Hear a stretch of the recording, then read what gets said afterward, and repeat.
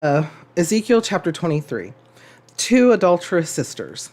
The word of the Lord came to me, Son of man, there were two women, daughters of the same mother. They became prostitutes in Egypt, engaging in prostitution from their youth. In that land, their breasts were fondled and their virgin bosoms caressed. The older was named Ohola, and her sister was Ohilaba. Ahilaba. Oho- Oholiba. Yeah. If you know the correct pronunciation, say them with us, and if you want to type it in the comments section, please do so, and I thank you. They were mine and gave birth to the two sons and daughters. Ohola is Samaria, and Oholaba is Jerusalem. Ohola engaged in prostitution while she was still mine, and she lusted after her lovers, the Assyrians, warriors clothed in blue, governors and commanders, all of them handsome young men and mounted horsemen. She gave herself as a prostitute to all the elite of the Assyrians and defiled herself with all the idols of everyone she lusted after. She did not give up the prostitution she began in Egypt when, during her youth, men slept with her, caressed her virgin bosom, and poured out their lust upon her. Therefore, I handed her over to her lovers, the Assyrians, for whom she lusted. They stripped her naked, took away her sons and daughters, and killed her with the sword. She became a byword among women, and punishment was inflicted on her. Her sister Oholiba saw this, yet in her lust and prostitution she was more depraved than her sister. She too lusted after the Assyrians, governors and commanders, warriors in full dress, mounted horsemen, all handsome young men. I saw that she too defiled herself. Both of them went the same way. But she carried her prostitution still further. She saw men portrayed on a wall, figures of Chaldeans portrayed in red, with belts around their waist and flowing turbans on their heads. All of them looked like Babylonian chariot officers, natives of Chaldea. As soon as she saw them, she lusted after them and sent messengers to them in Chaldea. Then the Babylonians came to her, to the bed of love, and in their lust they defiled her. After she had been defiled by them, she turned away from them in disgust. When she carried on her prostitution openly and exposed her nakedness, I turned away from her in disgust, just as I had turned away from her sister.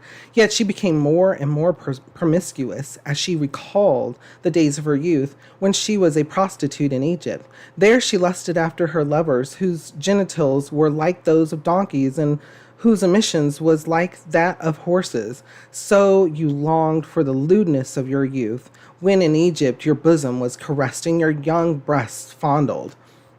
Therefore, Oholiba, this is what the sovereign Lord says: I will stir up your lovers against you, those you turned away from in disgust, and I will bring them against you from every side.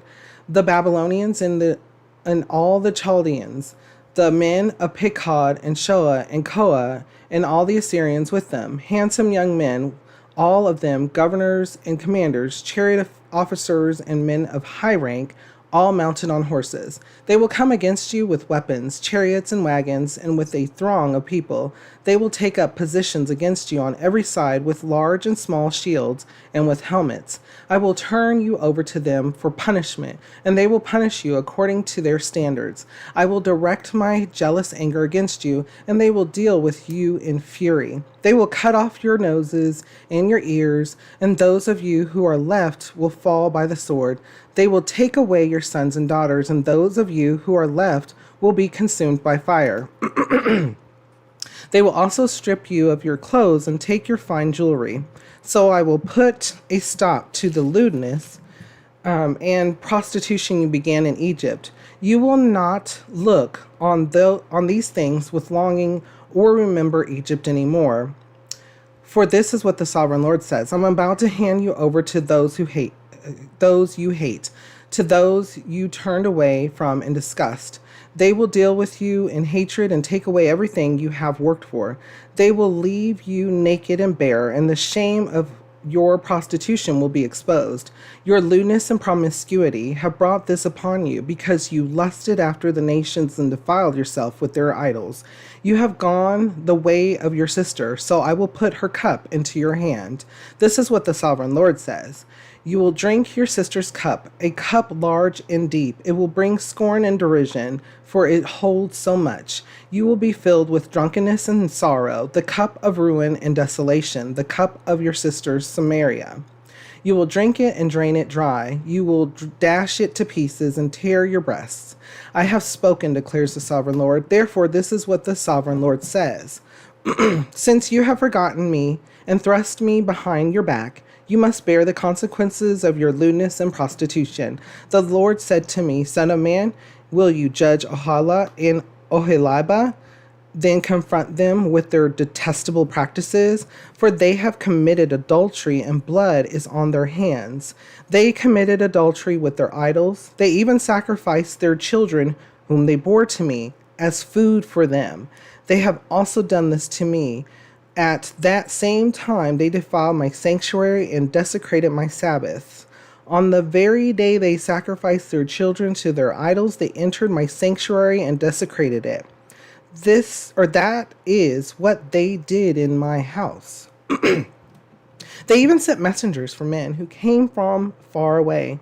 And when they arrived, you bathed yourself for them, painted your eyes, and put on your jewelry. You sat on an elegant couch with tables spread before it, and on which you had placed the incense and oil that belonged to me. The noise of a carefree crowd was around her.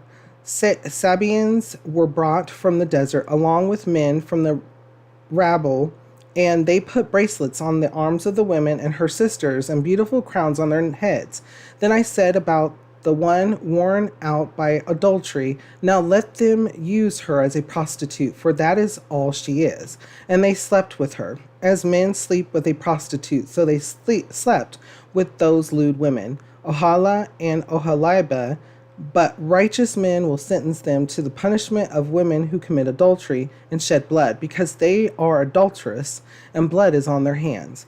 This is what the sovereign Lord says. Bring a mob against them and give them over to terror and plunder. The mob will stone them and cut them down with their swords.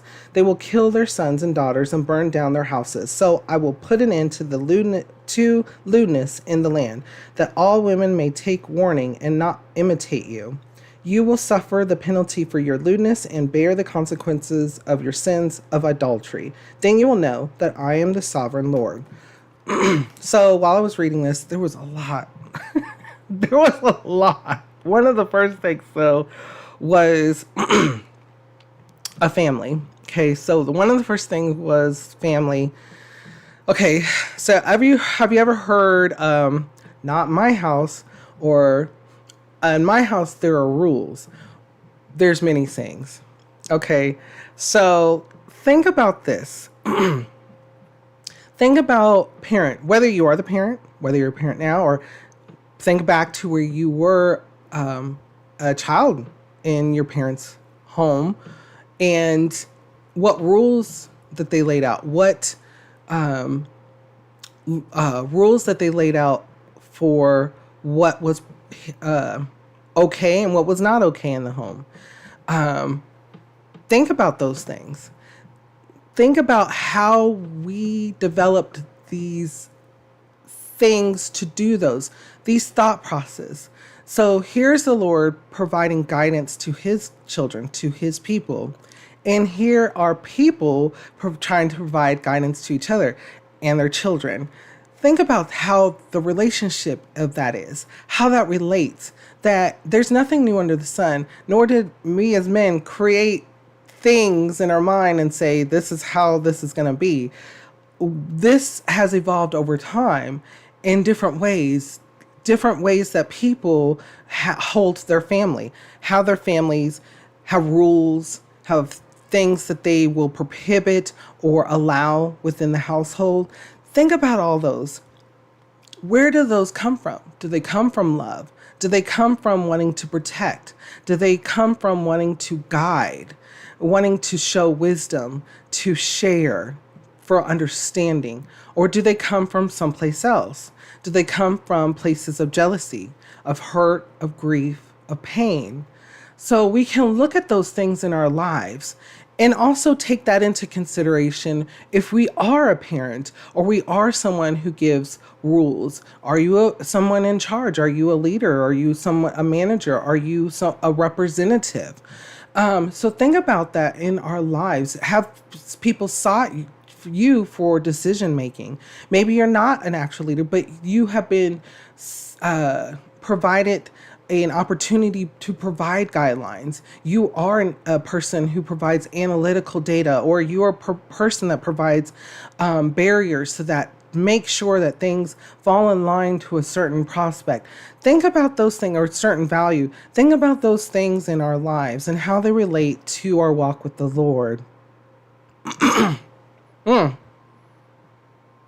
Think about those things and how they relate in a walk with the Lord. Think about those things and how they relate in the community. Think about those things and how they relate in the family. Before we go on, what kind of thoughts or feelings come to your mind when we read over this? How does it make you feel and what does it make you think?